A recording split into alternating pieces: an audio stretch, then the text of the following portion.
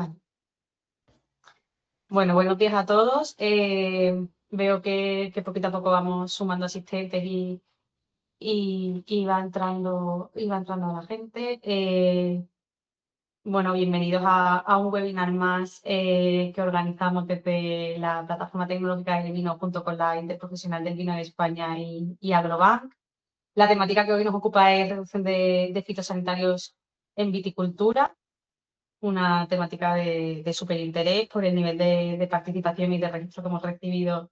Yo creo bueno, que la sesión de hoy eh, seguro que resulta interesante.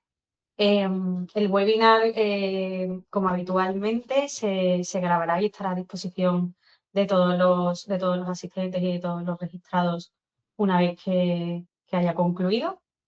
Y me acompaña María Díez, ella es directora de la Interprofesional del Vino de España. Buenos días, María, Directora de comunicación. de comunicación. Ah, Sí, has dicho, sí. que perdona, digo, yo me he subido de cargo. Vale. Sí, sí, sí, Y encantada. bueno, yo soy Victoria Omar y soy directora de comunicación de la Plataforma Tecnológica del Vino. Y bueno, pues llevamos colaborando desde el año 2018. Si os parece, vamos a dar unos minutos de rigor para que siga entrando la gente. Veo que seguimos incorporando asistentes y arrancamos en un par de minutos.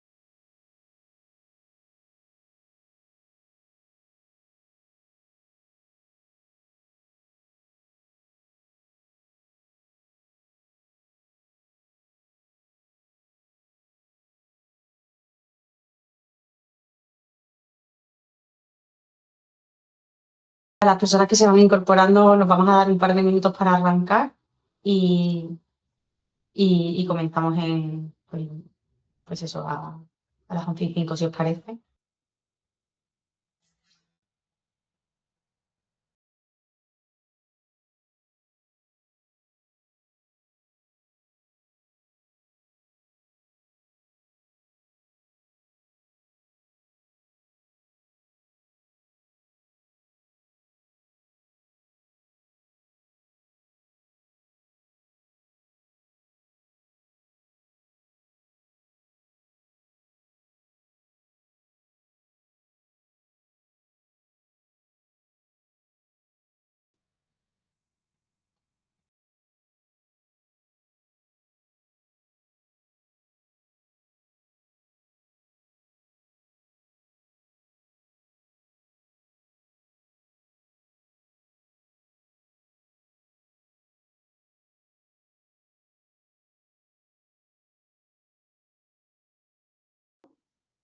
Vale, veo que se va estabilizando bastante la incorporación de asistentes, así que si queréis por cumplir un poco también con el horario programado, vamos arrancando.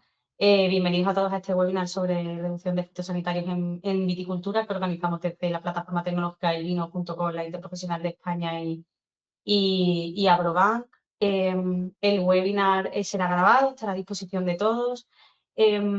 Vamos a dar paso a las presentaciones de los ponentes que tenemos previsto para hoy y al final de las intervenciones dedicaremos un bloque para preguntas e intervenciones de los asistentes, así que rogaría que la hicierais por escrito, por el apartado de preguntas.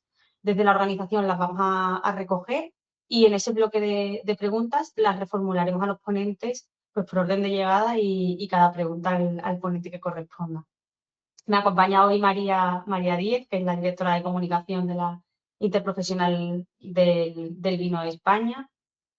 Sabéis que, bueno, desde 2018 nos une un acuerdo de colaboración que este año más que nunca ha puesto el foco en acciones como esta, de capacitación técnica, de transferencia de conocimiento, de intentar acercaros, bueno, pues las nuevas tecnologías y las estrategias innovadoras en diferentes ámbitos de toda la cadena de valor del vino. Hoy hablamos de reducción de fitosanitarios en viticultura, que creo que es un tema de, pues de máximo interés y, por supuesto, pues una temática muy relevante. Así que, nada, María, yo te cedo la palabra si quieres comentar un poco más en profundidad ese acuerdo que tenemos. Sí, pero como me hagas hablar de fitosanitarios, no. Pues nada, agradecimiento a los participantes, que como una vez más, pues hemos tenido bastante repercusión y muchos seguidores, y a los ponentes, así que bueno, pues encantados de participar en esta nueva formación y en este caso centrado en viticultura y en el uso de fitosanitarios, porque creemos que es muy importante pues utilizarlos de una forma eficiente y respetuosa. Siempre defendemos que el sector somos los primeros y los más interesados en proteger nuestro entorno y nuestros suelos, y de ahí pues que a estar informados de estas prácticas que hoy vamos a comentar en el webinar. Y lo que hablabas, quería destacar pues nuestro acuerdo con la plataforma que llevamos desarrollando desde 2018, como decías, pues porque el futuro del sector pasa por la innovación aplicado en toda la cadena, tanto en viticultura como en elaboración, distribución, y cómo no, que todos estos proyectos pues que lleguen al sector, como es el caso con estos webinars, con estas jornadas también presenciales que este año va a estar muy, muy completito. Y nada, y que doy paso a los que saben de este tema y que sigamos pues aprendiendo, porque cada día cambia. Así que gracias por los que estáis aquí siguiéndonos y, y nada, y damos paso a los ponentes, si te parece, Vicky. Estupendo. Muy bien, María, muchísimas gracias. Vale, pues vamos a arrancar con el contenido. Voy a pedirle a Débora Franco, que es directora de Monet Viticultura, que active micro y cámara. Débora. Hola, Débora, buenas. Buenos Vale, días. vale, Débora, te voy a convertir en presentadora para que puedas compartir la presentación. Ok. Y Débora, bueno, pues nos va a hablar de la herramienta que ha desarrollado Monet y que está principalmente centrada en predicción de enfermedades fúngicas del viñedo. Adelante, Débora. Bueno, pues buenos días a todos. Muchas gracias por habernos invitado a asistir a este webinar, ¿no?, centrado en predicción de enfermedades fúngicas. Tenéis ahí mis datos de contacto por si pues una vez que acabe la presentación queréis aclarar alguna cosa o contactar conmigo para algo. Bueno, antes de empezar con la parte de predicción de enfermedades fúngicas en sí, os voy a contar brevemente qué hacemos en Monet Viticultura. Monet es una empresa de innovación tecnológica aplicada al sector vitivinícola. Nacemos en el año 2014 con el objetivo pues, de dar un sistema de apoyo a toma de decisiones en el viñedo, ¿no? Y con este objetivo desarrollamos Monet Viticultura, que es una plataforma web para controlar el estado del viñedo desde Internet. Nuestra principal funcionalidad y nuestra línea principal de investigación son los modelos predictivos. En concreto, trabajamos con modelos de predicción de enfermedades fúngicas y también trabajamos con modelos de predicción de fenología. Otra de nuestras líneas de I+D es la gestión del riego, también con modelos predictivos de automatización, sobre todo de tiempo de encendido de riego en función de las necesidades hídricas. La plataforma se completa también con unos mapas de vegetación que obtenemos a partir del procesado de imágenes aéreas, bien sean de satélite, de avioneta o de dron, con el objetivo, bueno, pues de poder conocer un poquito más la parcela en cuanto a índices de vegetación, de vigor, estrés hídrico, clorofila, y pues por poder, por ejemplo, pues zonificar la parcela o hacer una vendimia selectiva, ¿no? También tenemos una parte de gestión documental a modo de cuaderno de explotación digital para poder registrar todos los manejos que se realicen en el viñedo, ¿no? Bueno, como os decía, nacemos con esta vocación de innovación tecnológica y de ayudar a gestionar el viñedo, ¿no? Entonces, ¿cuál es el objetivo de la predicción de los modelos de predicción de enfermedades? Bueno, pues ayudar a optimizar el uso de fitosanitarios, es decir, aplicar un tratamiento solo si existe un riesgo real y un riesgo objetivo, y además conocer cuál es el mejor momento para esta aplicación, ¿no? Vale, ¿y en qué se basan estos modelos predictivos? Pues se basan fundamentalmente en la relación que existe entre la meteorología y la fenología y el nivel del desarrollo del hongo. Es decir, por un lado combinamos parámetros meteorológicos para poder obtener el desarrollo del hongo de cada una de estas enfermedades y esto lo ponderamos con la fenología para ver cuál es la susceptibilidad de la planta en cada momento, ¿no? Bueno, ¿cuál fue el reto que nos encontramos? Cómo poder mostrar esto al usuario, cómo mostrar este riesgo de una forma sencilla para cada una de las enfermedades, proporcionando la mayor información al técnico del viñedo, pero pues sin volverlo loco tampoco, ¿no? Perdón. Entonces, lo que hemos hecho es esto que veis ahí. Ese sería nuestro usuario ejemplo. En este caso tiene 3 parcelas y veis aquí sería el presente, es decir, cómo está el viñedo ahora mismo, fitosanitariamente hablando. Todo lo que veis hacia la izquierda es el pasado, o sea, son modelos de valoración de riesgo utilizando los datos que miden las estaciones meteorológicas, una estación en cada parcela, y lo que veis hacia la derecha es la predicción del riesgo. Es decir, aquí no solo usamos los datos que mide la estación, sino que usamos también una predicción meteorológica. La idea es combinar la predicción de enfermedad junto con la predicción meteorológica para que también el usuario vea si hay una ventana de oportunidad también por climatología para poder aplicar un tratamiento. Bueno, pues esto sería el resumen de enfermedades que vería el usuario, ¿no? Ahora mismo vemos que estas 2 primeras están en rojo, con lo que parece indicativo de que pasa algo, y esta de aquí está en verde. Bueno, pues vamos a ver el detalle. ¿Qué es lo que está ocurriendo? En concreto, el usuario entra a esta segunda parcela y ve el detalle de todas las enfermedades, mildiu, oidio, botrytis y black rot. Ve que en este momento la que está dando un riesgo alto es mildiu, también está dando un riesgo alto de botrytis que se va a mantener durante los próximos 3 días. El riesgo alto de mildiu también se va a mantener alto el día de mañana. ¿Por qué en el presente vemos ahora y hoy? Porque ahora, digamos que es la valoración del riesgo de enfermedad con los datos reales medidos por la estación y hoy es cómo va a ir evolucionando a lo largo del día. Lo que hacemos es ejecutar estos modelos de enfermedades cada hora con los últimos datos medidos durante esa última hora por la estación meteorológica, ¿vale? Para que la información que tenga el usuario sea siempre la más actualizada posible, lo más actualizada posible. Bueno, con esta información sabría ya, bueno, pues en qué momento me interesa tratar. Ahora, puedo ir a ver el detalle de cada una de estas enfermedades, que es lo que os voy a contar a continuación con un poquito más de detalle. Bueno, en el caso del mildiu, ¿qué es lo que hacemos? Lo primero que hacemos cuando empieza el año es calcular la maduración de la oospora de invierno. Mientras la oospora no esté madura, no tenemos riesgo. Entonces, aquí os dejo datos de una campaña, en concreto de un proyecto en el que trabajamos hace unos años, en el que también estaba Carlos de Viña Costeira, que hablará después. Y en este caso, lo que hacíamos era ver la maduración de la oospora en distintas zonas geográficas. Por ejemplo, en este año, en la zona de Rías Baixas, Condado y en Ribeiro, la oospora de invierno maduró el día 17 de marzo. Un poquito más al este, en la zona de Valdeorras, maduró el día 30 de marzo. Y más al este, en la zona de Ribera del Duero, maduró el 9 de mayo. ¿Qué quiere decir esto? Bueno, pues que evidentemente por ese motivo empezamos a tener problemas de mildiu mucho antes en Galicia, ¿no? Porque la oospora madura antes. Una vez que la oospora de invierno está madura, empezamos a calcular las condiciones para que se dé una infección primaria.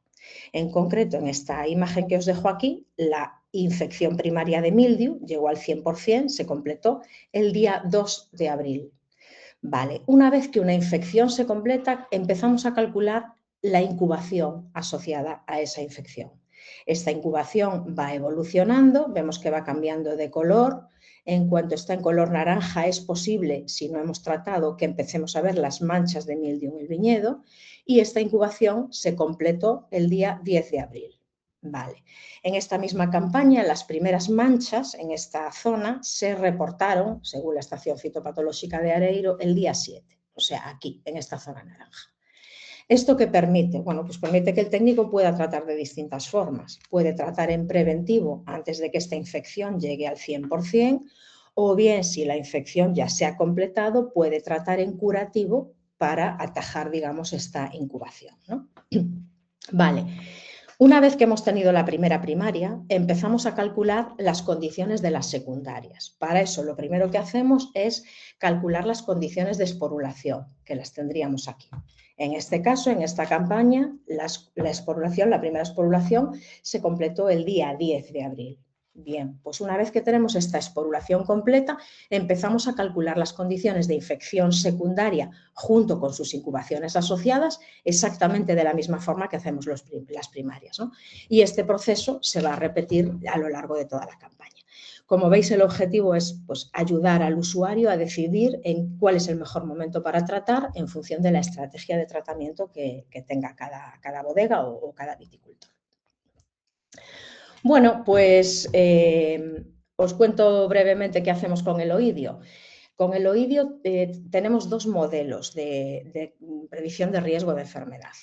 El modelo de oidio primario y de oidio secundario es el modelo clásico de infección por ascosporas y por conidias. Este modelo solo tiene en cuenta las variables meteorológicas, es decir, calcula la presión de oidio en función de la meteorología.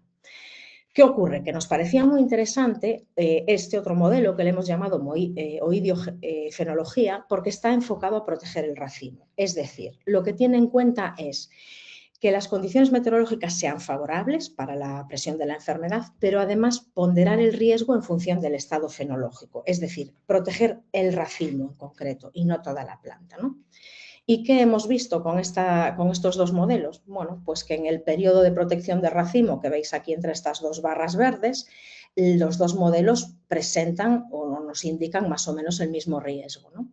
¿Qué ocurre? Que cuando avanzamos en la campaña, el modelo que solo tiene en cuenta predicciones, la meteorología, como veis, se mantiene a niveles altos, tiene algún pico hacia abajo, pero la presión de enfermedad llega a un momento en que es prácticamente permanente toda la campaña y, sin embargo, el modelo enfocado en proteger el racimo va ponderando a la baja. Mira, no ligamos y no conseguimos entrar.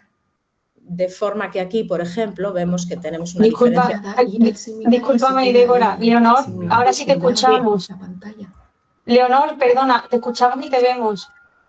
Sí, pero tarda mucho, ¿no? Vaya por Dios, perdóname, Débora, voy a intentar solucionarlo con ella por teléfono. Nada, espero a que silencie el micro, no pasa nada.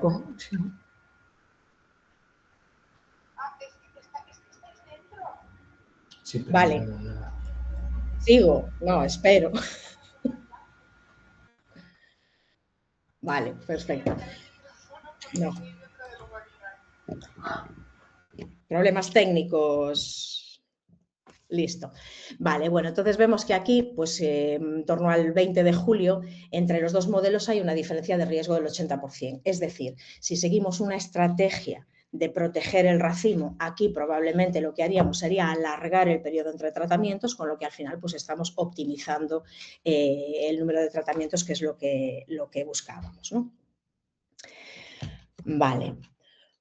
Bueno, otra de las enfermedades con la que trabajamos es la botritis. Aquí os dejo dos formatos de visualización. Este sería el formato de visualización en tiempo real y este sería un formato de visualización en modo consulta. Nos comenté que aquí en el caso del oidio, este sería un formato también de visualización en modo gráfico, que es muy interesante pues, para hacer, por ejemplo, al final de campaña un informe técnico de bueno, pues, cómo han estado las enfermedades en esa campaña, ¿no? Aquí os dejo dos formatos de visualización. Uno sería el formato de visualización en tiempo real, y este sería el formato de visualización en modo consulta por pantalla, donde simplemente nos indica la fecha de inicio y la fecha de fin y el nivel que dio la enfermedad en esos momentos, ¿no? Entonces aquí vemos, por ejemplo, pues que entre el 2 y el 4 de agosto el modelo dio un riesgo alto. El día 6 de agosto se notificaron síntomas de botritis en esta zona, y aquí en esta zona pues había sido entre mayo y junio se habían visto también, se habían dado condiciones para un nivel alto de botritis, y el 9 de julio se notificaron también síntomas, ¿no? Y la última enfermedad con la que trabajamos es el Black Rot. Entonces, para el caso del Black Rot también tenemos dos modelos. Hay un modelo de riesgo de Black Rot también clásico, de la bibliografía clásica de Black Rot, que lo que hace es calcular el riesgo de infección en función de variables meteorológicas diarias. Y hemos desarrollado otro modelo en el que tiene en cuenta también una infección y una incubación en un formato similar al del mildiu, y aquí lo que se hace es calcular el riesgo de infección en función de variables meteorológicas continuas, es decir, no nos quedamos con ese periodo diario, sino que lo vamos calculando de forma continua. Para cada infección, además, se lanza una incubación asociada, como la que veis aquí, pues por ejemplo aquí hay un riesgo alto, se lanza esta incubación asociada y lo mismo, cuando esta incubación cambia a color naranja es cuando podemos empezar a ver las manchas de black rot, incluso con sus picnidios, ¿no? Y bueno, pues esto es todo por mi parte. Muchas gracias y nada, si tenéis cualquier pregunta al final de la jornada, estoy a disposición. Gracias. Muchísimas gracias, Débora. Disculpa la interrupción, es que hemos tenido, para que también los asistentes se sitúen, hemos tenido ahí un problema de conexión en los minutos previos con Leonor Ruiz, que creo que ha solucionado. En cualquier caso, mil gracias, Débora, por ajustarte también a los tiempos y por tu intervención. Vale, nada, lo Voy a dar si me perdí un poco el hilo, no sé si quedó alguna bueno, duda en esa parte del oído, nada, me preguntáis y al final os lo aclaro. Vale, muchísimas gracias. Gracias, Débora. Vale, pues llamo a Carlos Alberte, que es director técnico de Viña Costeira. Carlos, vale, perfecto. Te vemos, te escuchamos, a ver. Buenos días. Hola, Carlos, sí, sin problema.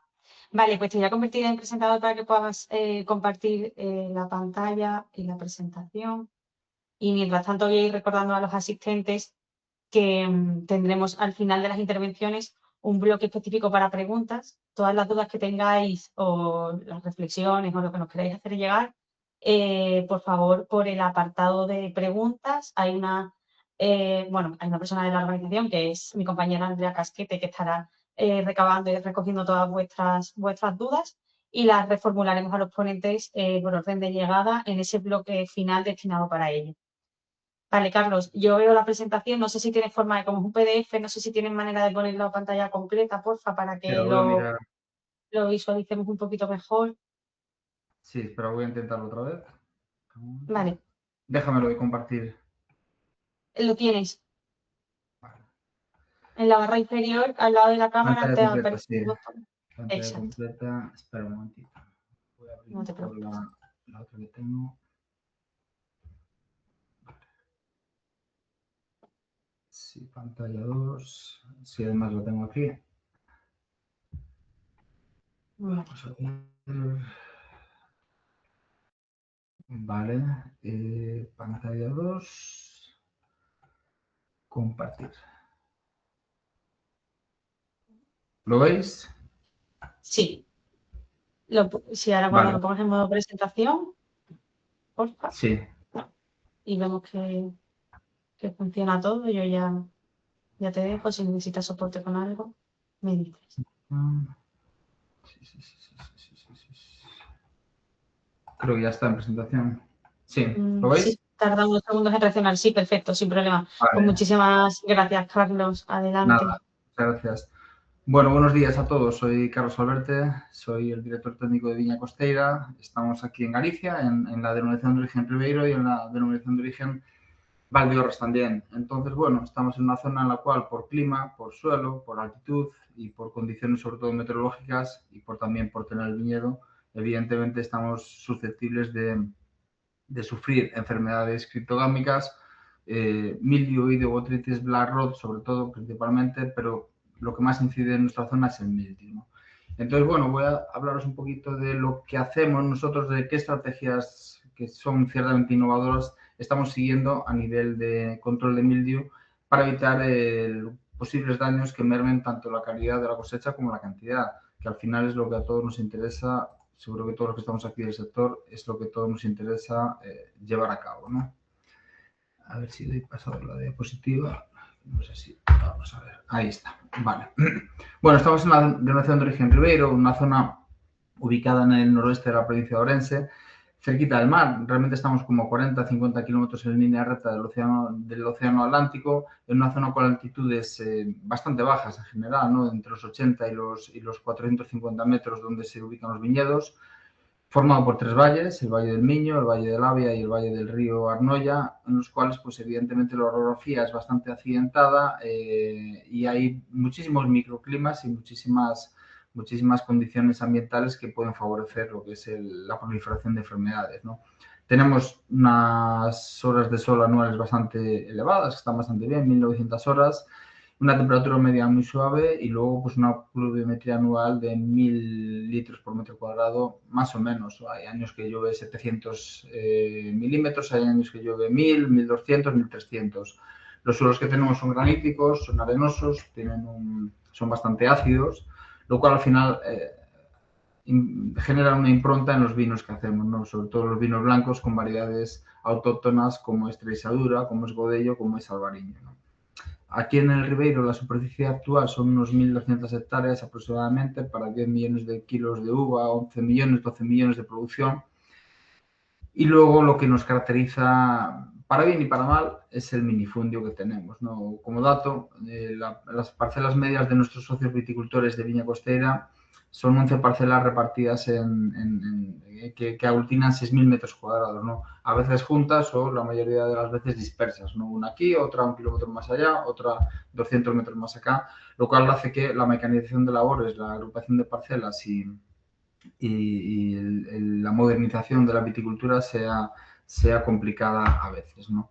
Entonces veis como tenemos viñedos también en zonas de bancales, en zonas que hemos tenido que ir aprovechando para recuperar viñedos que anteriormente existían en ciertas laderas, en las cuales, pues por mor de la pendiente que hay, no se puede poner un viñedo en ladera normal, por así decir, y hay que poner socalcos o bancales. Este es el río Miño, esta es una zona de Ribadavia, que es la capital del Ribeiro, pero luego también tenemos viñedos sobre todo en el fondo de los valles, ¿no? En terrenos bastante fértiles en general, en terrenos que están con un alto contenido de humedad, sobre todo tanto a nivel de suelo como a nivel de humedad ambiental, lo cual genera evidentemente pues unas condiciones climáticas, edáficas y ambientales muy propicias para que haya enfermedades criptodómicas producidas por hongos, ¿no? Es un tema recurrente, es un tema inherente aquí, es un tema con el cual tenemos que vivir. No estamos pensando en erradicar estas enfermedades, sino en controlarlas de manera que no nos produzcan mermas, como he dicho antes, ni cualitativas ni cuantitativas, que eso es lo fundamental. Y sobre todo, evidentemente, optimizando los tratamientos fitosanitarios y haciendo una viticultura inteligente y racional, ¿no? Entonces, a partir de ahí, hemos ido desarrollando diferentes proyectos a lo largo de los últimos años. Uno de ellos que desarrollamos, que fue muy interesante, fue el proyecto Plasmo Wine, que actuamos con otros socios, como fue Monet, con Débora, que fue el anterior ponente. Actuamos también con la estación fitobatológica de Araíro, de la Diputación de Pontevedra, con la Universidad de Vigo en el campus de Orense, sobre todo con el tema del control de esporas, y con la Confeua, con la Fundación Empresa Galicia. Este proyecto al final nos hizo ver y abarcar el control del mildio desde una perspectiva global, no solo desde una perspectiva de tratamientos fitosanitarios, ¿no? Sino desde una perspectiva tanto climatológica como ambiental en cuanto a la observación, en cuanto al conteo sobre todo del número de esporas de mildio que puede haber en el ambiente y ver qué correlación puede haber entre el número de esporas y la ausencia o presencia de enfermedad.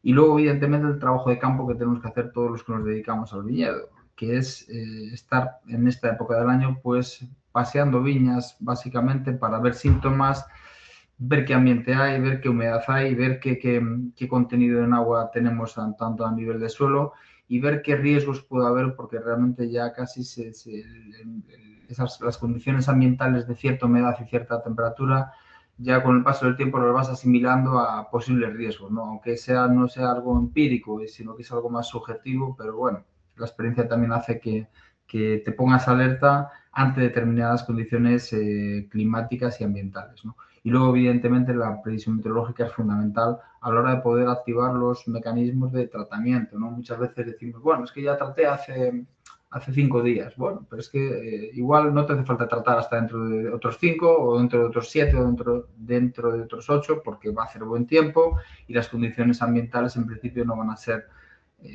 favorecedoras de la propagación de la enfermedad. Entonces, bueno, hay que poner en orden toda la información que haya y a partir de ahí tomar decisiones. Esta información a los que nos dedicamos a esto, a los técnicos, a los viticultores, nos resulta muy útil para, al final, decidir, que luego la decisión puede ser errónea también, pero por lo menos cuanto más datos tengamos, mejor decidiremos, ¿no?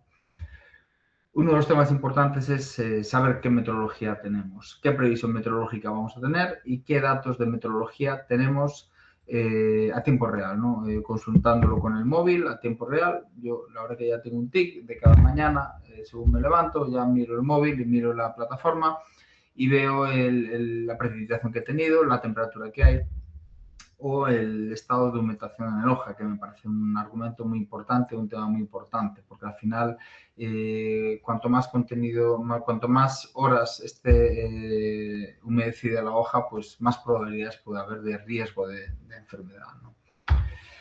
Estos datos relevantes que veis aquí en la pantalla, pues bueno, son los parámetros que asociados típicos a una estación meteorológica, ¿no? La temperatura ambiente en un momento, la humedad ambiental, el punto de rocío, la temperatura del suelo, que puede ser tan interesante, la humedad del suelo, pero sobre todo eso, el parámetro de humedad foliar es un parámetro interesante, porque al final saber si en un momento de la mañana o de la tarde o de la noche las hojas están secas o no están secas o están mojadas y cuánto tiempo han estado mojadas, pues nos va a dar una información muy interesante en cuanto al riesgo que hay de enfermedad, y en este caso de mildiu, ¿no? Centrándonos en el mildiu, pues de cara a posibles tratamientos y posibles prevenciones, ¿no? Otra pata del banco de este proyecto fue, y es, porque aunque el proyecto haya acabado, seguimos teniendo esta información y la tratamos de validar, es la información que nos traslada la plataforma Monet relativa, pues, al riesgo de enfermedades en cuanto a la evolución de la infección primaria e infección secundaria, en este caso de mildiu, pero también igual de oidio, de botritis o de black rot. Esta información, la verdad que es muy espectacular, con estos colores rojos, verdes y amarillos. Al principio te choca mucho, ¿no? Porque al final ves todo en rojo y parece como que entras en crisis, pero bueno, luego lo vas asimilando o ya casi lo vas un poquito, pues no obviando, pero sí no alertando tanto en cuanto a esa variedad cromática que hay. Esta información es interesante porque nos pone un poquito en preaviso, ¿no? Nos pone un poquito en alerta sobre lo que podemos tener, sobre lo que podemos hacer, sobre cuándo ha habido la infección primaria y cuándo se han desarrollado las características de la infección secundaria, ¿no? Y bueno, nos ayuda a tomar decisiones sobre todo en preventivo, ¿no? Que es lo que tratamos de hacer. Aunque a veces veamos que no hay condiciones para una infección secundaria, no quiere decir que no la vaya a ver o no lo pueda ver, por mucho que los modelos lo digan o no lo digan, ¿no? Entonces, bueno, es información que viene muy bien para tomar decisiones. Otra de las patas del banco es el conteo de esporas. El conteo de esporas lo hacemos con la Universidad de Vigo, con el campus de Orense, y es un conteo de esporas en el cual tenemos, si veis en la foto a mano derecha, hay un catador de esporas que está ubicado en pleno viñedo. Ese catador de esporas se ejerce de aspirador de todo el aire que hay en el contorno y tiene una especie de filtro que va recopilando las esporas a lo largo de una semana, a lo largo de un tiempo, ¿no? Ese filtro se cambia con una periodicidad semanal y se hace un conteo de esporas con una periodicidad semanal.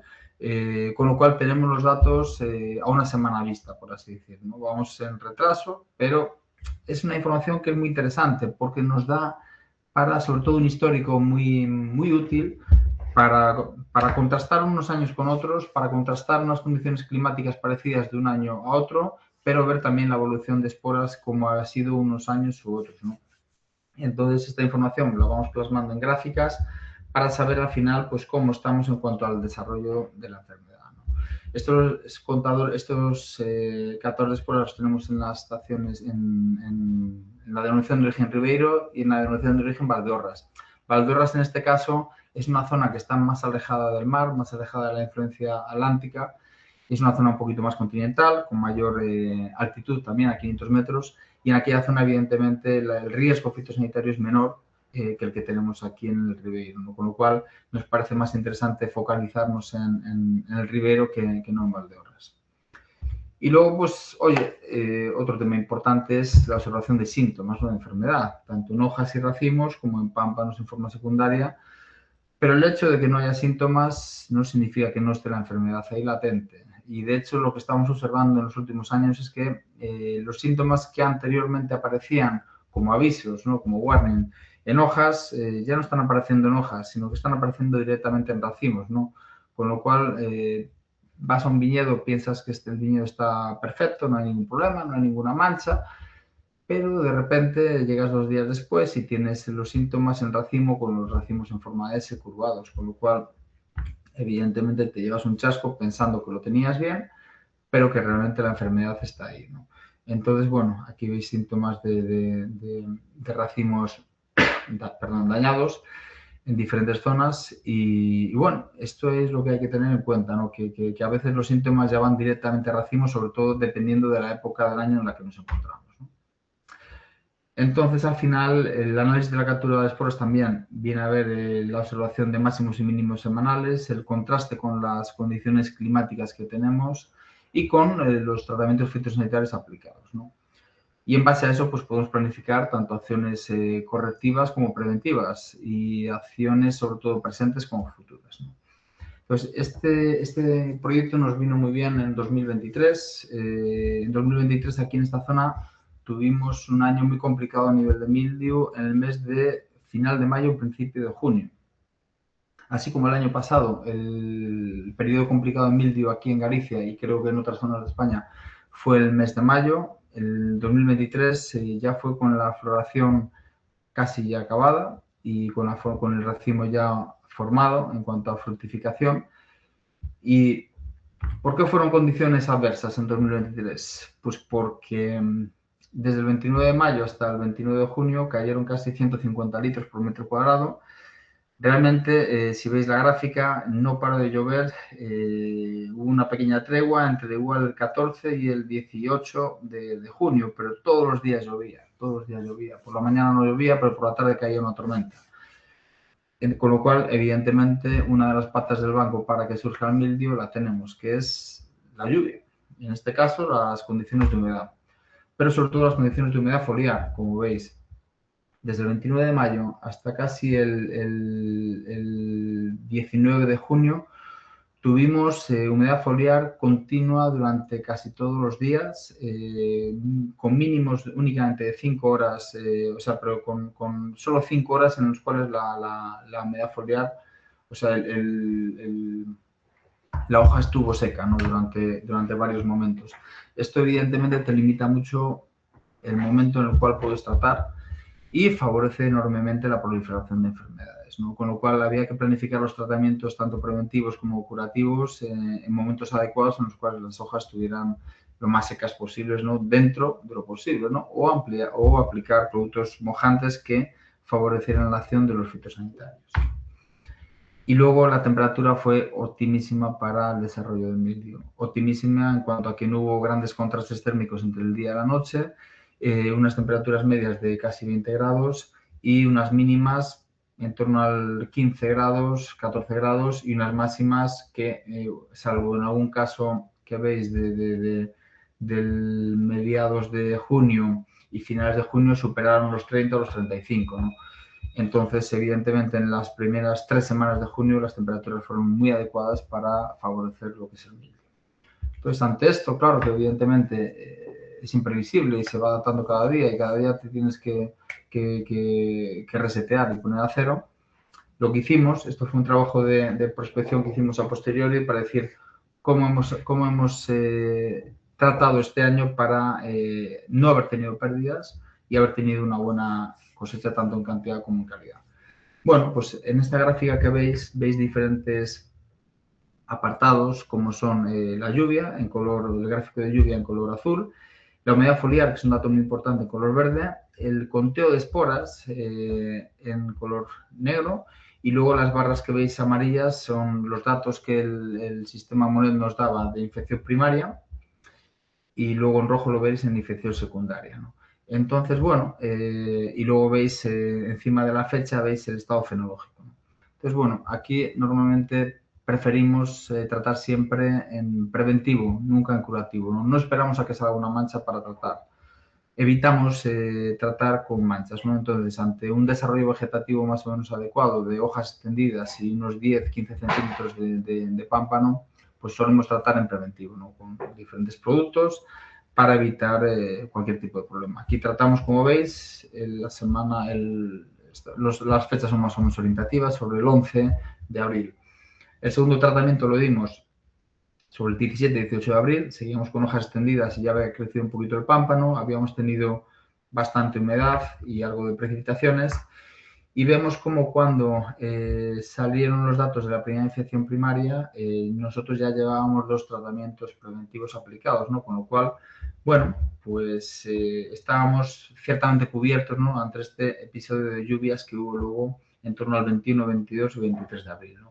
Y luego, pues ya el 27 de abril, una vez que se calmaron las lluvias y bajó un poquito la humedad foliar, dimos un tercer tratamiento de repaso, ¿no? De repaso y de prevención, ¿no? Porque llevábamos pues unos 10 días más o menos con condiciones que eran más o menos adecuadas. Después, hasta el 8 de mayo no volvimos a tratar, pero luego tuvimos un periodo de casi 16 días sin tratar. ¿Por qué? Porque las condiciones fueron fantásticas para no tratar, ¿no? Aquí nosotros lo que no queremos es gastar fitosanitario ni en balde ni en vano, ¿no? Porque a nivel económico no nos resulta rentable y a nivel ambiental estamos bastante concienciados con el uso de este tipo de productos, ¿no? Que son necesarios para tener cosecha. Pero al final nosotros somos viticultores, ¿no? Y somos agricultores y el respeto por el medio ambiente lo tenemos al máximo. Entonces, desde el 8 de mayo hasta el 24 de mayo no tratamos en absoluto, pasaron pues 16 días en los cuales apenas hubo humedad en hoja, apenas hubo tampoco nivel de esporas, apenas hubo precipitación. Pero luego, viendo la previsión meteorológica, dijimos, oye, ya llevamos 16 días sin tratar y se acercan lluvias, vamos a evitar cualquier tipo de problema, ¿no? Y efectivamente, antes de que empezara a llover, el 27 de mayo, pues tratamos. El 28 de mayo y 29 de mayo tratamos. Y tratamos en preventivo y a partir de ahí, pues bueno, hubo una eclosión enorme de infección primaria e infección secundaria, ¿no? Acorde a las temperaturas y a la humedad que había en aquellas fechas, ¿no? Pero es que luego, la primera quincena de junio fue absolutamente tremenda porque esas condiciones de infección primaria y infección secundaria se siguieron manteniendo durante mucho tiempo, ¿no? Entonces tratamos el 24 de mayo y volvimos a tratar en una ventanita que pudimos, pues el 1 de junio, para reforzar ese tratamiento, para evitar cualquier tipo de problemas y para tratar de minimizar cualquier daño que pudiera haber. Ya digo, es una quimera pretender salir indemne del mildio, ¿no? En cuanto a nivel productivo, pero sí por lo menos minimizar los daños que pueda haber, ¿no? Y veis que entre el tratamiento que dimos el 1 de junio hasta el siguiente tratamiento que dimos el 14 de junio pasaron 13 días. 13 días en los cuales, afortunadamente, como habíamos tratado en preventivo, no tuvimos, por así decir, las condiciones para el desarrollo de mildio fueron elevadísimas y los daños que hubo en esa época fueron muy elevados en muchos viñedos, ¿no? De hecho, hubo mucha gente ya que en el mes de junio ya tuvo la cosecha ya arruinada por completo y ya sabían que ese año no iban a vendimiar nada.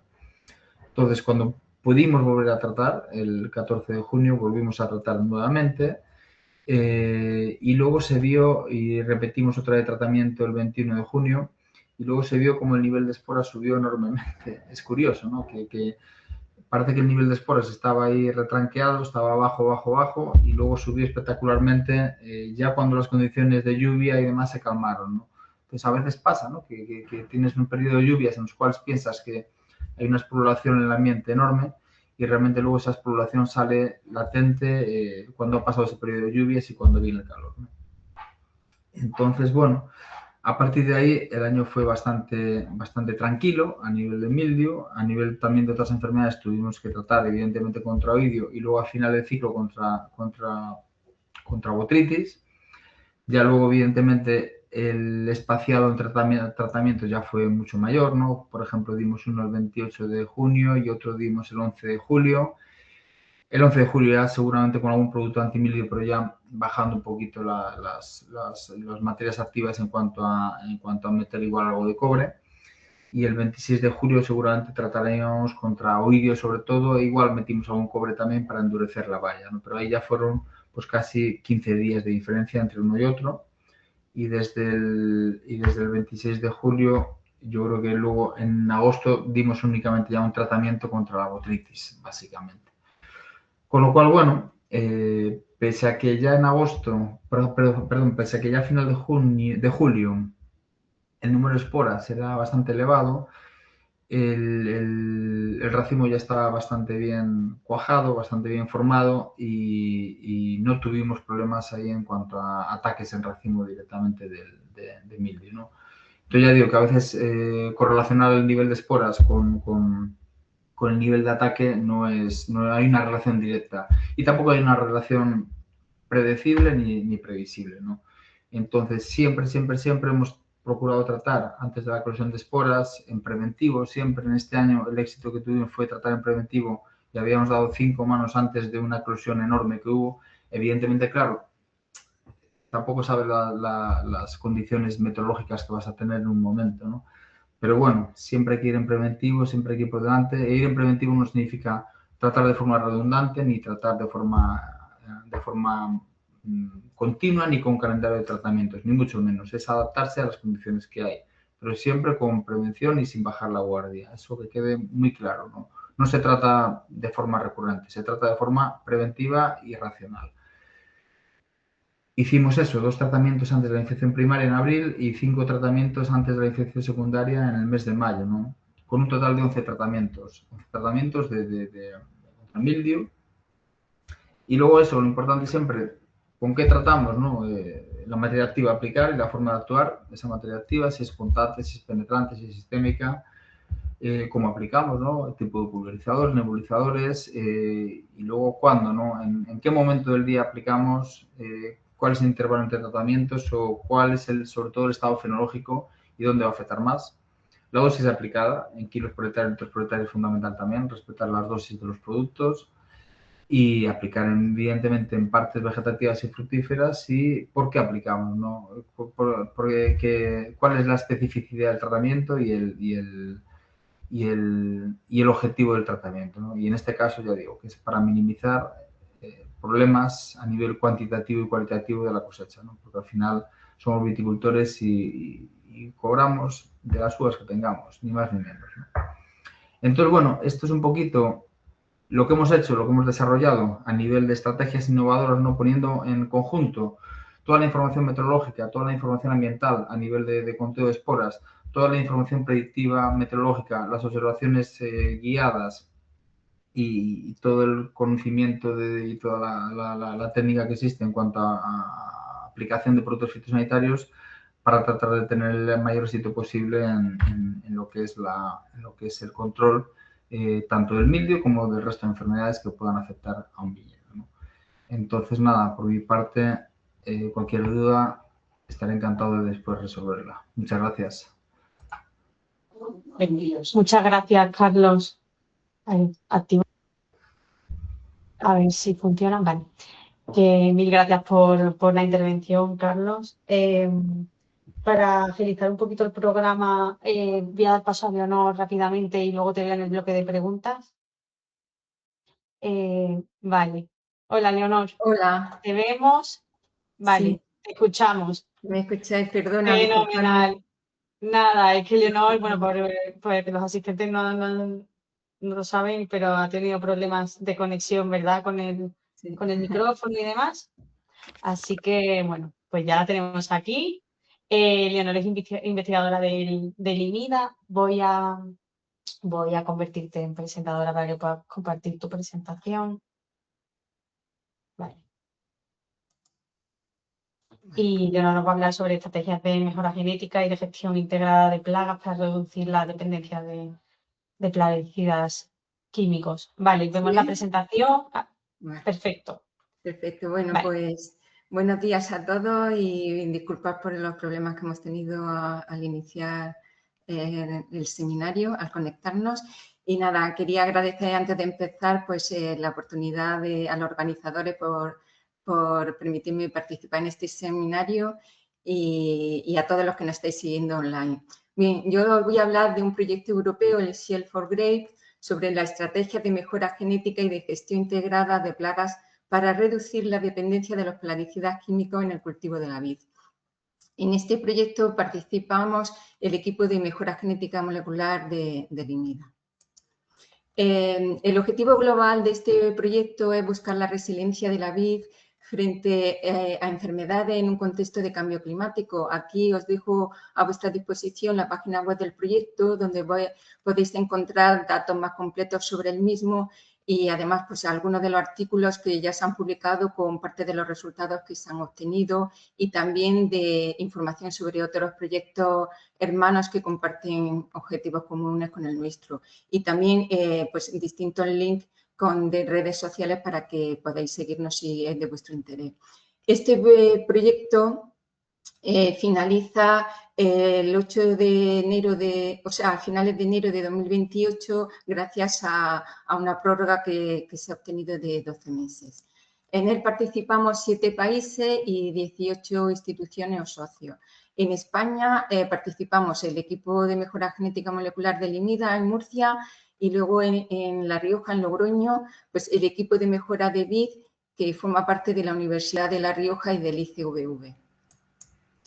Este proyecto está estructurado en 7 grupos de trabajo coordinados por Giorgio Gambino del CNR de Italia. En el grupo de trabajo 1, este grupo de trabajo está centrado en la explotación de la biodiversidad disponible en colecciones de vid para identificar genotipos que sean capaces de hacer frente a estrés biótico y al cambio climático.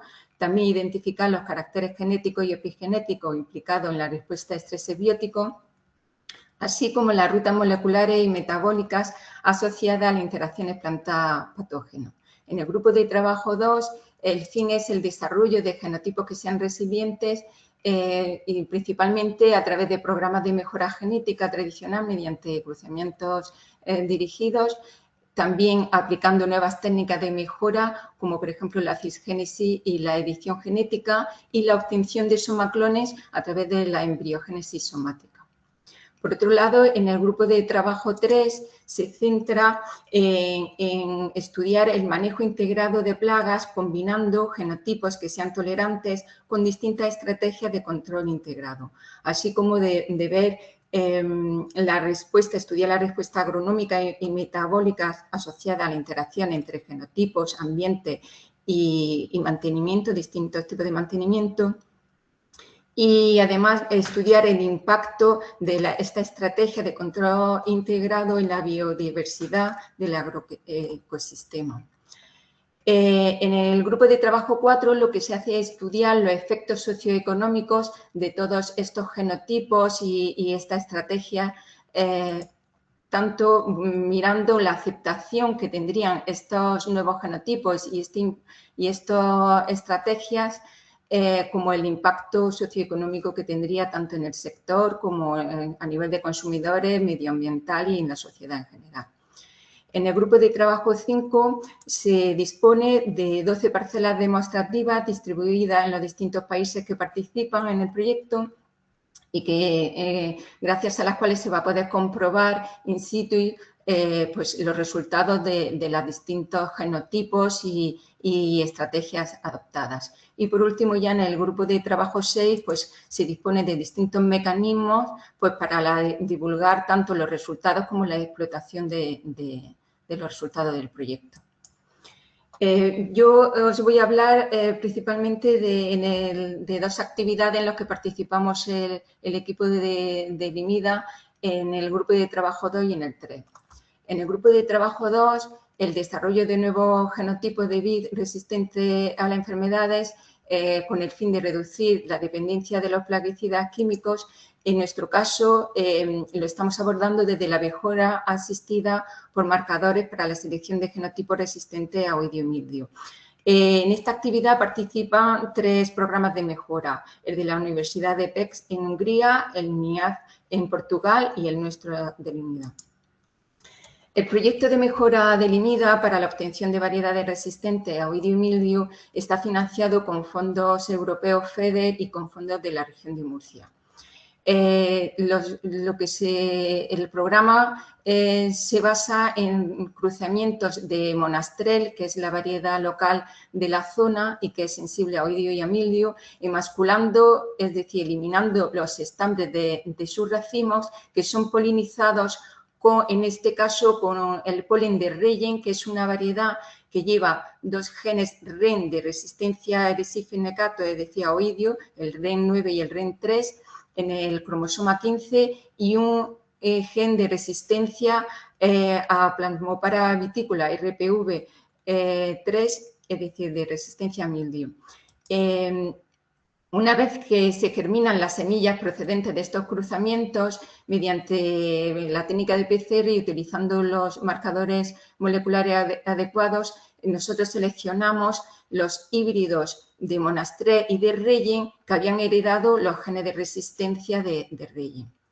Cuando estas plantas entraron en producción, estos híbridos, a su vez, se cruzaron por Solaris, que es una variedad que además de los genes de resistencia a oidio y a mildio de Reyen, lleva en el grupo de ligamiento, en el cromosoma 9, un gen de resistencia a mildio adicional, el RPV10. Y de nuevo se seleccionaron los híbridos de monastrell, Reyen y Solaris que habían heredado estos genes de resistencia. Y por último, también estos híbridos iniciales de monastrell por Reyen se cruzaron a su vez por Kismi Vatkana, que es otra variedad que lleva el gen de resistencia a oidio REN1 en el cromosoma 13. Y de nuevo se seleccionaron mediante marcadores moleculares los híbridos de monastrell, Reyen y Kismi que habían heredado estos genes de resistencia, tanto a oidio como a mildio. Actualmente disponemos de 33 híbridos en ROM-K y 30 híbridos en ROM-S, que actualmente además pues seguimos haciendo cruzamientos dentro del programa de mejora entre ellos con el fin de obtener e identificar nuevos híbridos que hayan heredado todos los genes de resistencia, los 3 a oidio, REN1, REN3, REN9 y los 2 a mildio, RPV3 y RPV10. Ya centrándome en el proyecto europeo Shell for Grapes, lo que estamos haciendo dentro del paquete de trabajo 2 es evaluar el grado de resistencia de estos híbridos que ya tenemos disponibles en campo y que proceden del cruzamiento de monastrell por Reyen y por Kismi Vatkana y por otro lado de monastrell, Reyen y Solaris. Para ello, la metodología que estamos siguiendo es primero la multiplicación del inóculo. El del oidio se realiza en La Rioja, en Logroño, con el grupo de la Universidad de La Rioja y del ICVV, y el del mildio se realiza aquí en nuestro equipo de Murcia. A continuación se recogen las hojas entre la tercera y la cuarta y la quinta hojas del lápice de los híbridos que queremos evaluar. Se pasa a un proceso de desinfección de las hojas y a continuación se lleva a cabo la inoculación de los respectivos inóculos. En el caso del mildio se hace con una suspensión de esporas en el envés de las hojas y en el caso del oidio se hace con una torre de vacío, con una inoculación masiva en el haz de las hojas. Y ya por último se pasaría a evaluar el grado de resistencia a oidio y a mildio, en el caso del oidio a los 7 y a los 14 días tras haber inoculado y en el caso del mildio a los 7 y a los 10 días tras haber inoculado, siguiendo con los respectivos descriptores de la OIV. Aquí os voy a presentar los resultados que hemos obtenido hasta el momento de la evaluación de algunos de los híbridos ROM-K y ROM-S que tenemos ya a disposición. Como he comentado, en el caso del oidio se lleva a cabo por el grupo BRIT-Vitis de la Universidad de La Rioja y del ICVV y se sigue el descriptor de la V que clasifica el grado de resistencia desde 1 muy bajo hasta 9 muy elevado.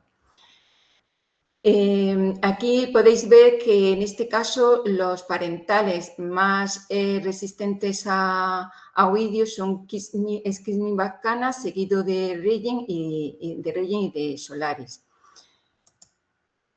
Si de los 13 híbridos ROM-K que se han evaluado, 6 de ellos presentan un grado de resistencia igual o superior al de Kismi-Batkana, mientras que en el caso de los híbridos ROM-S, solo 2 de los 14 híbridos evaluados presentan un grado de resistencia igual o superior al de Kismi. Por otro lado, si miramos el grado de resistencia de Reggen y Solaris, que es inferior al de Kismi-Batkana, pues podemos ver que de los híbridos, el 100% de los híbridos ROM-K presentan un grado de resistencia superior al de estos dos parentales. Y en el caso de los ROM-S, solo 9 de los 14 híbridos evaluados presentan un grado de resistencia igual o superior al de Solaris, y 6 de los 14 evaluados presentan un grado de resistencia igual o superior al de Reggen. En cualquier caso, todos los híbridos que hemos evaluado presentan un grado de resistencia superior al de nuestra variedad local Monastrell. Por otro lado, los resultados que hemos obtenido aquí en nuestro equipo en cuanto a la evaluación de estos mismos híbridos, pero para el grado de resistencia a mildiu, pues en este caso los parentales que son más resistentes son Reggen y Solaris, y podemos ver que de los híbridos ROM-S evaluados, 13 de los 14, es decir, el 93%, presentan un grado de resistencia igual o superior al de Reggen, que es ligeramente un poco superior al de Solaris. En el caso de los híbridos ROM-K, solo 5 de los 13 híbridos evaluados presentaron un grado de resistencia igual o superior al de Reggen. Y si comparamos con el grado de resistencia a Solaris, pues podemos ver que en el caso de los híbridos ROM-S, el 100% de los híbridos evaluados presentan un grado de resistencia superior a Solaris, y en el caso de los híbridos ROM-K, solo 7 de los 13 híbridos evaluados. Y de nuevo aquí, pues todos los híbridos presentan un grado de resistencia a mildiu superior al de Monastrell, que es nuestra variedad local.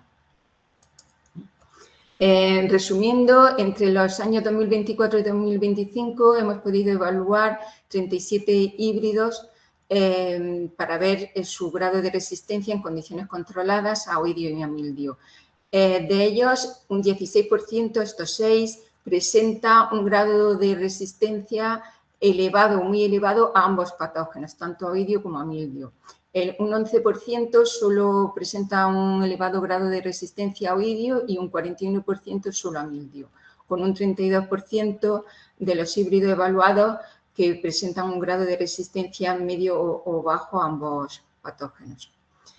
Estos híbridos, todos los híbridos que estamos evaluando, solo disponemos de una planta por genotipo, que proceden de las semillas que se germinaron y que se obtuvieron de los cruzamientos, y por eso estos 6 que nos han dado tan buen resultado en condiciones controladas ya se han multiplicado y se han injertado, y este año se va a realizar una plantación de unas 20-25 plantas de cada genotipo para que nos permitan estudiar, además de la resistencia a oidio y a mildiu, la calidad de la uva y del vino, así como la calidad de su comportamiento agronómico.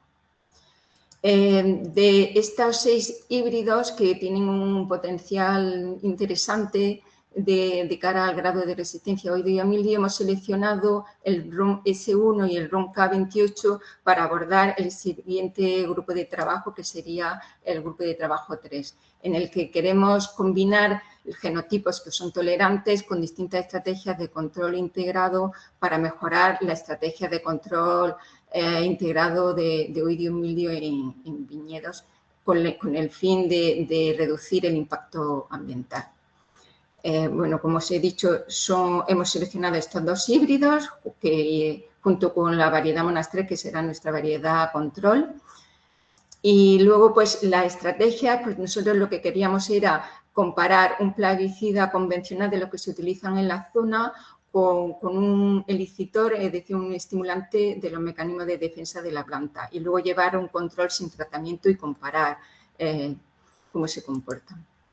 Inicialmente lo que hicimos fue, en condiciones controladas, pues inocular, o sea, tratar con distintos productos que son los habituales en la zona e inocular con mildiu a los 2, 5 y 8 días después de haber dado el tratamiento con los distintos productos.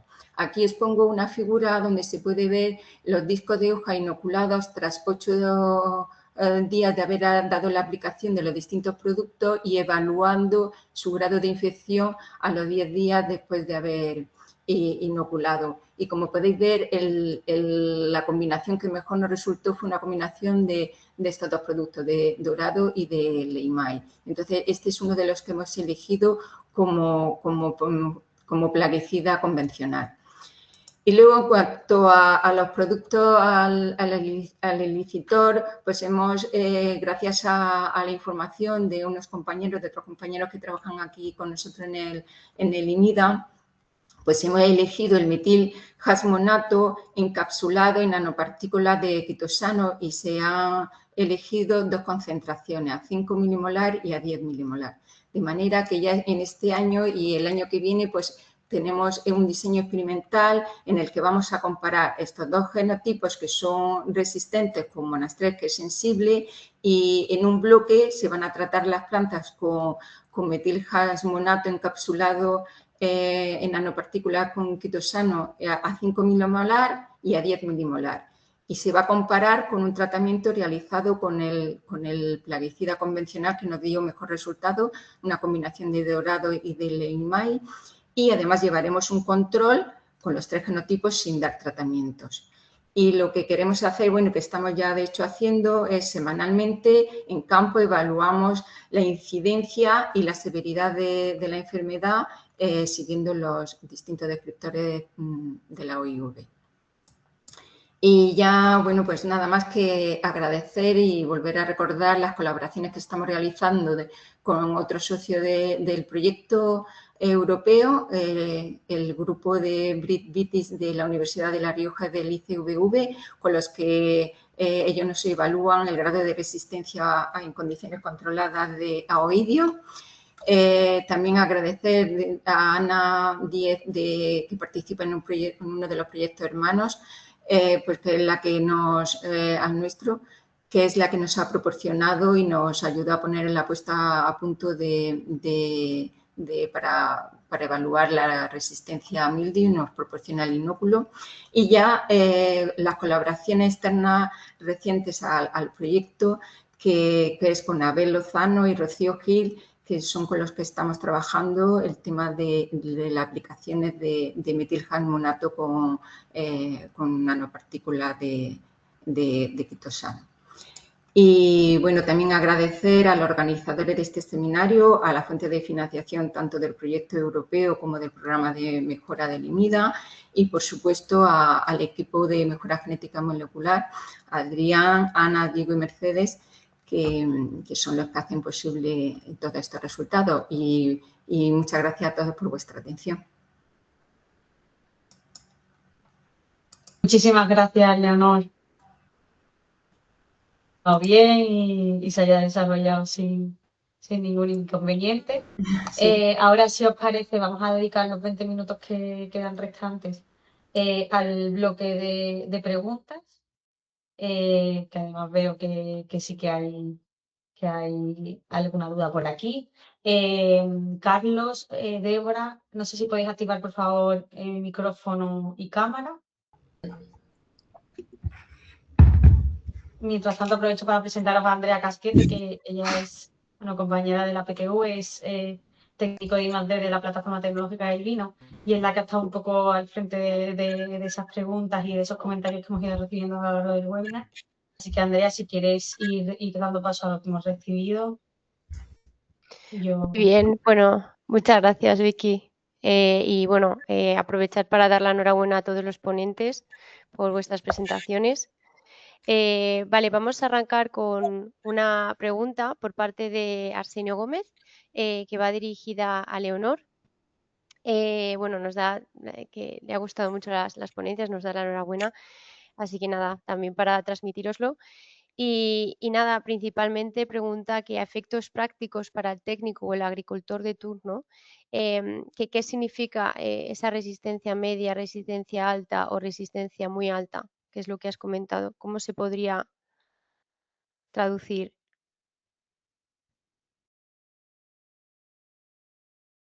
Leonor, creo que no te oímos.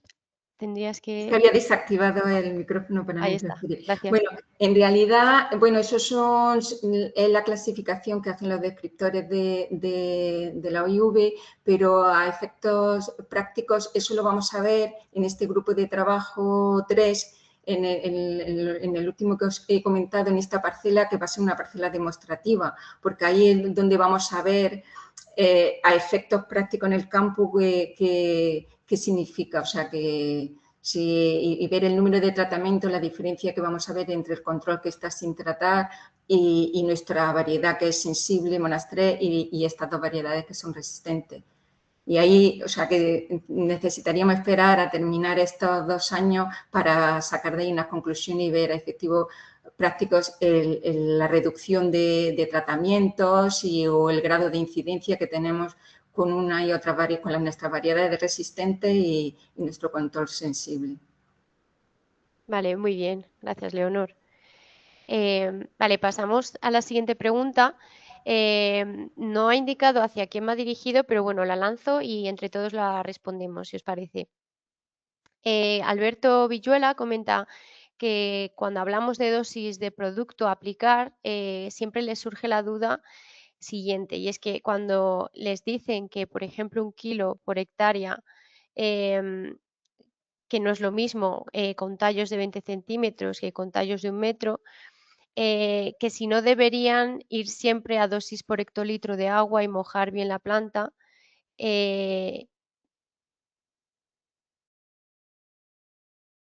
Y bueno, indica también, un poco también por poner en situación como lo que los litros que utiliza él, que con tallos de 20 centímetros gasta 200 litros y con 1 metro gasta 600 litros, por ejemplo. Entonces, bueno. Vale, pero la dosis es la cantidad de producto que se aplica por unidad de superficie, por hectárea. Y lo que está diciendo Imagino. ahora la persona es la concentración. La concentración son los gramos o litros de producto por volumen de caldo. Entonces, evidentemente, en estadios iniciales gastamos 200, 300 litros, pero si la dosis del producto dice que hay que aplicar 1,5 kilos por hectárea, evidentemente si gastas 200 litros, porque estás en un estado inicial, va a estar más concentrado, pero lo que hay que aplicar es 1,5 kilos por hectárea. Si luego ya gastas 400 litros, tú tienes que aplicar 1,5 kilos por hectárea, pero diluidos en 400 litros. Entonces, por un lado, dosis, cantidad de producto por unidad de superficie, y por otro lado, contracción, cantidad de producto por volumen de caldo. Entonces, normalmente en las fichas técnicas vienen o bien la dosis o bien la concentración. La concentración a veces te dan concentraciones de 20 gramos por hectolitro, por ejemplo, y eso es lo que hay que aplicar. Pero luego también tienes un rango de aplicación entre 200 o 1000 litros, por ejemplo, ¿no? Y con una dosis máxima, si evidentemente gastas 20 gramos por 100 litros y tienes una dosis máxima por hectárea de 0,2 kilos, de 200 gramos, eso significa que vas a gastar 1000 litros como máximo por hectárea, ¿no? Entonces hay que tener claros esos conceptos que a veces se confunden, ¿no? Dosis, cantidad de producto por unidad de superficie, concentración, cantidad de producto por volumen de caldo. Bueno, muchas gracias, Carlos. Espero que le hayamos resuelto a Alberto la duda. Continuamos con el panel. Tenemos una duda de parte de Isaac Rodríguez en relación a la Ley de Monitorización de Suelos de la Unión Europea. Comenta que su pregunta es relativa al posible impacto que podrían tener las normativas ambientales actuales o cuando entren en vigor en los próximos años sobre el propio sector vitivinícola y las posibles responsabilidades que pueda haber para los viticultores a la hora de monitorizar los niveles y la evolución de los residuos de fitosanitario en suelo. Entonces, no sé si estáis al tanto de esta normativa.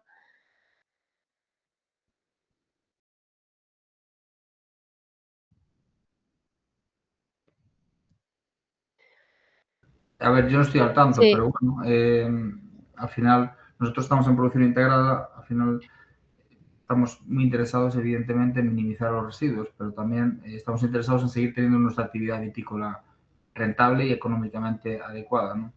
Ujú. Entonces, Bueno, los residuos que tenemos en planta perdón, en uva de vinificación son seguramente, en muchos de los aspectos, son 100 veces por debajo de lo admitido en cuanto a miligramos por kilo de uva.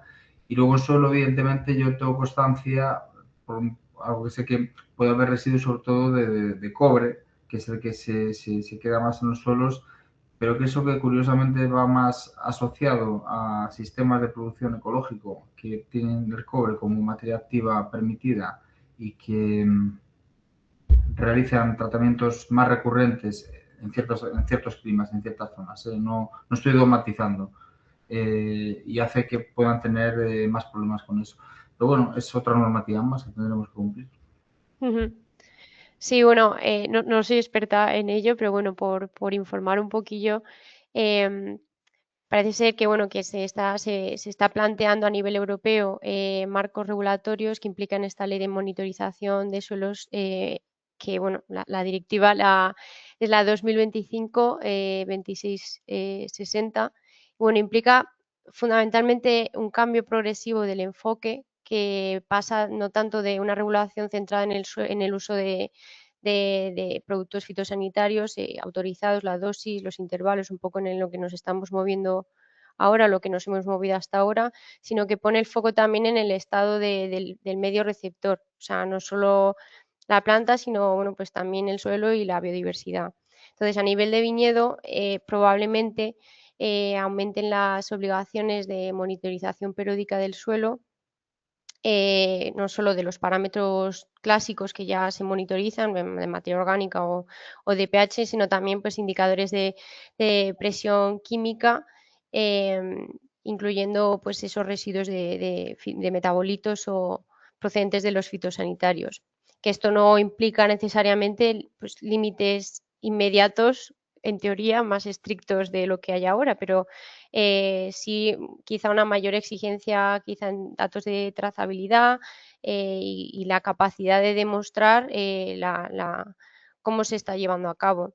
Y luego también, por otro lado, este tipo de regulación puede trasladar parte de la responsabilidad desde el nivel exclusivamente agronómico hacia un nivel pues quizá más amplio de gestión ambiental del viñedo.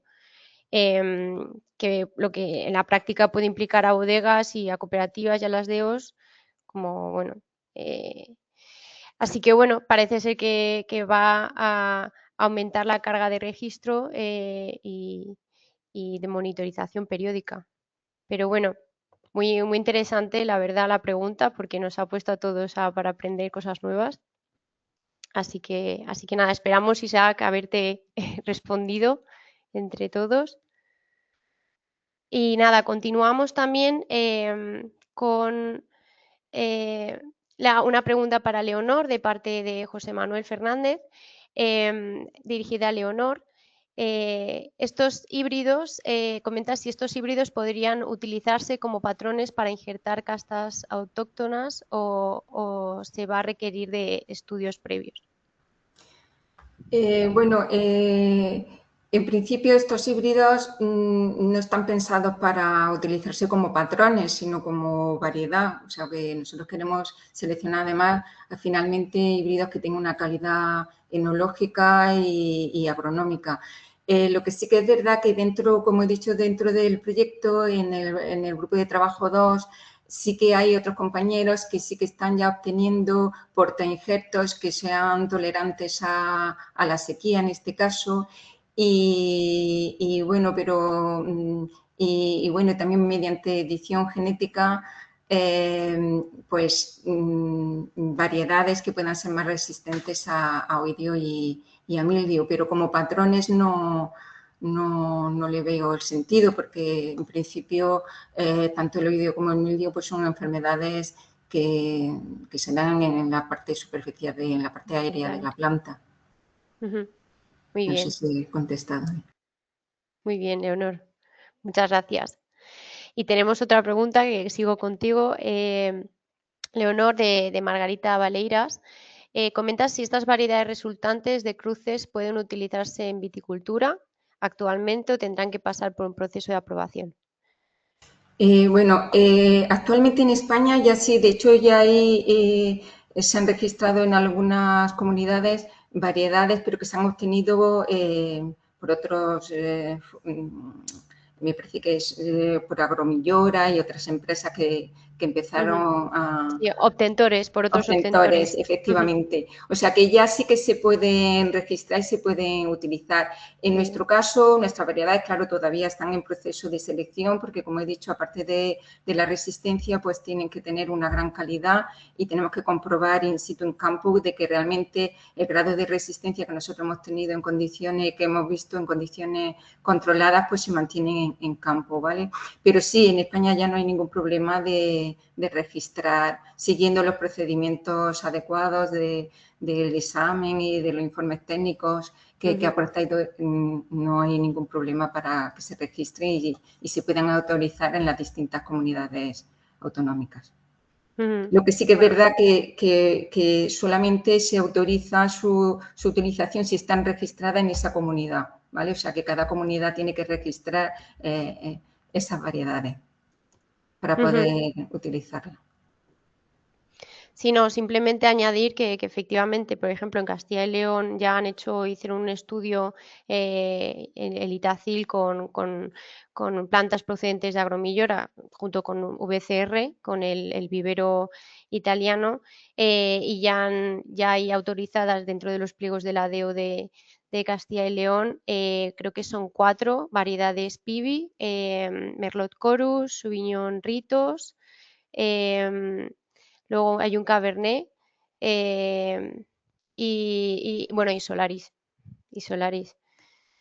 Ahora os comento el Cabernet, que lo he hecho un vistazo también para ponerle el apellido, pero sí que ya hay cuatro variedades, por ejemplo, autorizadas en Castilla y León. Y luego en Cataluña pues también se está trabajando. Al final son los 3 principales puntos, por completar simplemente. Muchas gracias, Leonor.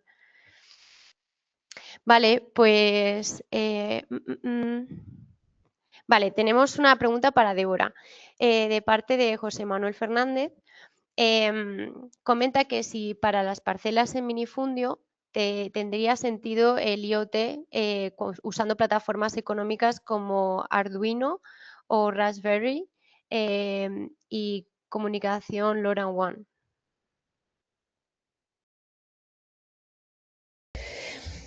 A ver, esa es una de las grandes preguntas, ¿no? Cuando hay un minifundio, ¿qué hacemos? ¿Monitorizamos todas las parcelas? ¿Monitorizamos solo algunas? Bueno, desde luego, desde mi punto de vista, monitorizar todas las parcelas es inviable. Por muy económica que sea la tecnología que utilicemos, tanto para el hardware como para el software o para la transmisión de datos, monitorizar todas las parcelas es inviable. Entonces, nosotros normalmente, ¿qué recomendamos? Cuando hay mucho minifundio, pues digamos que casi todas las bodegas viticultores tienen unas parcelas que son como las más emblemáticas. ¿Por qué? Pues porque son representativas de esa zona, ¿no? Entonces, ahí es donde hay que monitorizar. Es decir, esa parcela que sabemos que es, por ejemplo, pues la primera parcela por donde entra el mildiu, que hay muchas parcelas que son similares y que vamos a tratar como una única unidad agronómica, aunque sean parcelas diferentes, pues ahí es donde colocaríamos una estación, ¿no? La tecnología que utilicemos, bueno, pues al final va a depender, el coste final de la solución, claro que va a depender de la tecnología que utilicemos, ¿no? Pero lo que sí hay que tener en cuenta cuando utilizamos pues, Arduino o Raspberry Pi es el consumo. ¿Por qué? Pues porque la sensórica, nosotros por ejemplo trabajamos con distintos tipos de estaciones. Hay estaciones que miden cada minuto, que miden cada 5 minutos. Transmitir cada minuto desde nuestro punto de vista pues no es lógico, no es necesario, voy a decir. Entonces, normalmente las estaciones con las que nosotros trabajamos las ponemos a transmitir cada 10 o cada 15 minutos, de forma que tengamos un mínimo de 4 datos nuevos cada hora, sobre todo para alimentar los modelos de enfermedades, ¿no?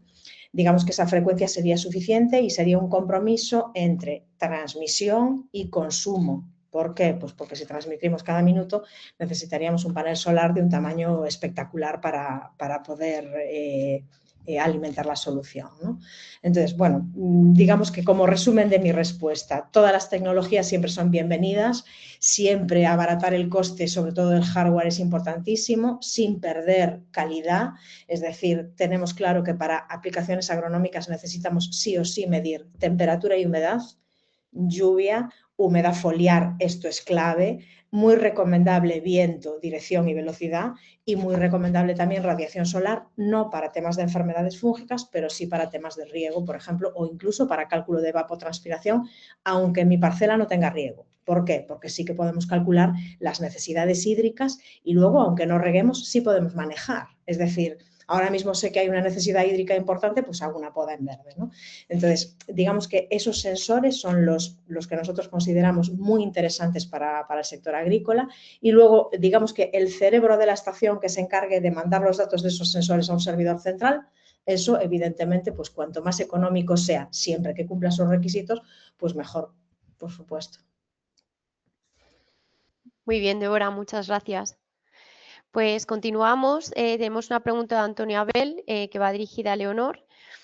Comenta que, bueno, la expresión génica de los híbridos y en consecuencia, por tanto, la resistencia varía en función a las condiciones ambientales, de forma que si se ha testado las variedades, vuestras variedades híbridas de Monastel, con los frutos que has comentado en otras condiciones edafoclimáticas y ambientales.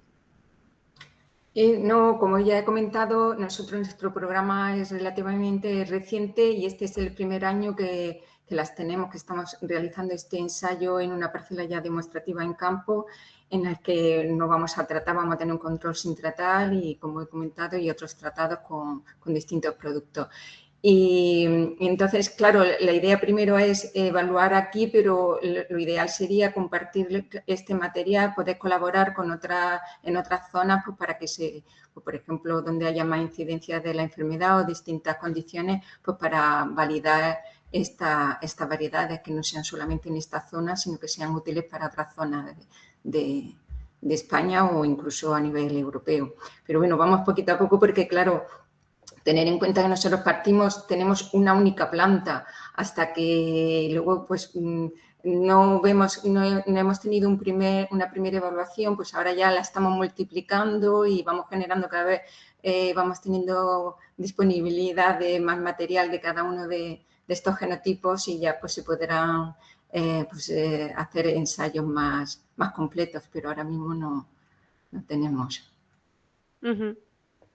Pero vamos, Vale. es el objetivo y esa es la idea. Primero ver cómo se comportan aquí y luego pues poder buscar fuentes de financiación para evaluar este material en otras zonas que estén interesadas en ver cómo se comportan. Muy bien, gracias, Leonor. También simplemente agradecer también a Sara Blanco, que lo iba a comentar antes, que es Cabernet EI2, la cuarta variedad PIBI autorizada en Castilla y León. Continuamos con otra para Leonor. Comenta Javier García si se ha utilizado penconazol para control del mildio y por qué han utilizado esta materia activa. Y actualmente comenta que es una materia activa únicamente registrada contra oidio y en relación al ilicitor, el producto utilizado pregunta si es en este momento comercial. Bueno, ha sido... Sí, que lo has entendido, ¿no? Que ha sido un poco caótico, creo que pero sí, más vale. o menos. Sí, en realidad, efectivamente, lo que nosotros hemos hecho es utilizar, lo que hicimos es pues lo que hacen normalmente los viticultores de la zona. Entonces, normalmente lo que se hacen es hacer una combinación de dorado que lleva esa materia activa, el penconazol, pero que es antioidio, junto a la otra materia que es antimildiu, que es el producto es Leimai y la materia activa es amisulbrón. O sea, que nosotros lo que queríamos un poco era recrear, un poco probamos distintos productos que se utilizan tanto para oidio como para mildio, porque aunque la inoculación es, aquí solamente hacemos tenemos puesto a punto para inocular en condiciones controladas en mildiu, pero en campo si queremos ver el efecto de estos híbridos tanto contra el oidio como contra el mildiu. Entonces, hemos utilizado materiales pues, contra el oidio y contra el mildiu, contra las dos enfermedades, ¿vale? Entonces, la combinación que mejor nos ha funcionado es esos dos productos, uno contra el oidio y otro contra el mildiu.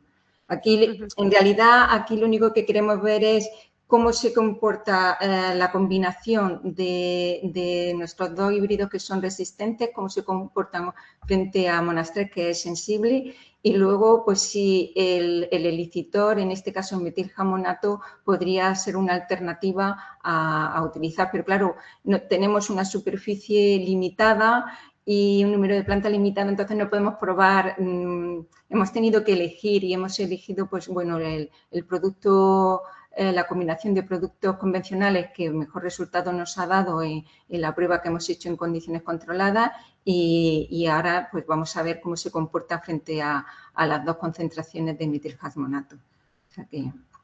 Muy bien, muchas gracias, Leonor. Y bueno, finalizamos con una pregunta con Alberto Villuela, que había preguntado previamente y que había contestado Carlos. Nos ha especificado un poco más el contexto de... Nos pregunta qué dosis tendría que aplicar partiendo de un producto que dice que dice 1 kilo por hectárea, y él comenta que trata, por un lado, un viñedo con 20 centímetros de tallo y 2.000 plantas por hectárea, y por otro lado un viñedo de 6.000 plantas por hectárea y tallos de 80 centímetros, comentando que tiene que gastar 1 kilo en ambos casos. Entonces, bueno, no sé si es abiertamente quiere recibir vuestro feedback o el feedback de Carlos en este sentido, como... ya...